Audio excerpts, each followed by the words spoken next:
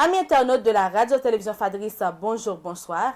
Aujourd'hui, nous sommes le lundi 9 septembre 2024. Vous suivez la première sortie du bulletin d'information pour cette semaine. 131 gouttes 52 pour $1 américain, c'est le taux de référence calculé par la BRH pour cette journée. Ce 9 septembre 2024, le Premier ministre Dr. Gary Coney a exprimé sa satisfaction de voir le Champ de Mars reprendre progressivement son cours normal.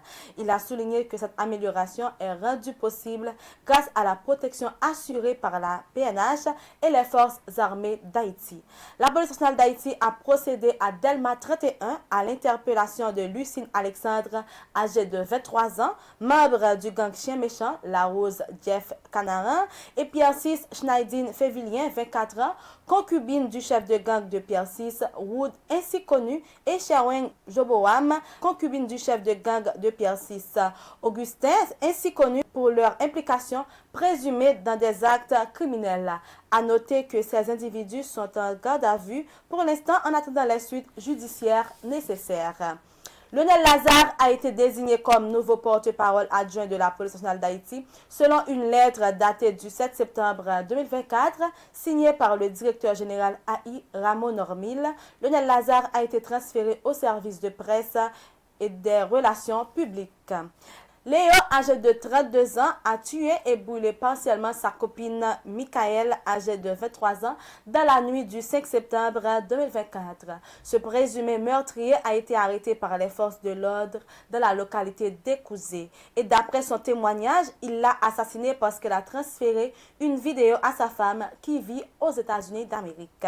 Après avoir présenté sa lettre de créance à la ministre des Affaires étrangères, Mme Dominique Dupuis, le 6 septembre 2024, Karia a officiellement pris ses fonctions en Haïti en tant que nouvelle directrice de PAM, Programme alimentaire mondial. Elle s'engage à poursuivre la mission de l'agence onusienne en Haïti, axée sur la lutte contre la famine et l'insécurité alimentaire. Selon une source gouvernementale, le gouvernement de transition travaille à éliminer la circulation du cash dans les institutions étatiques. Toutes les demandes de services seront traitées à partir d'une contribution versée à la Direction générale des impôts DGI ou à la banque. Cette mesure participe de la volonté du gouvernement d'augmenter l'assiette fiscale et de lutter de manière plus efficace contre la corruption.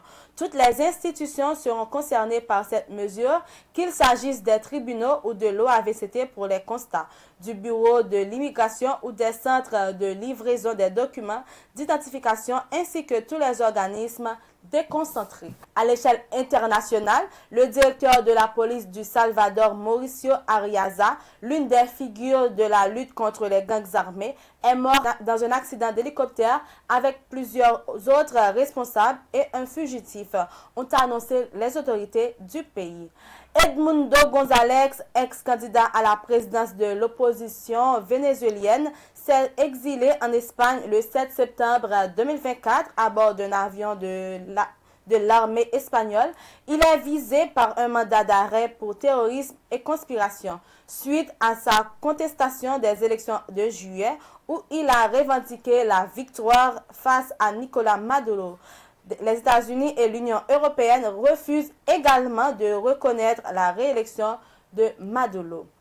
Un incendie dans un dortoir d'une école primaire au Kenya a causé la mort de 21 élèves. L'incident s'est produit à l'académie Ilcid Ndarasha dans le comté de Nyeri. Des dizaines d'élèves sont toujours portés disparus, plongeant leur famille dans l'angoisse. Mesdames et messieurs, c'est la fin de ce bulletin d'information. Merci de l'avoir suivi. C'était avec vous pour la présentation Vanessa Cédouane.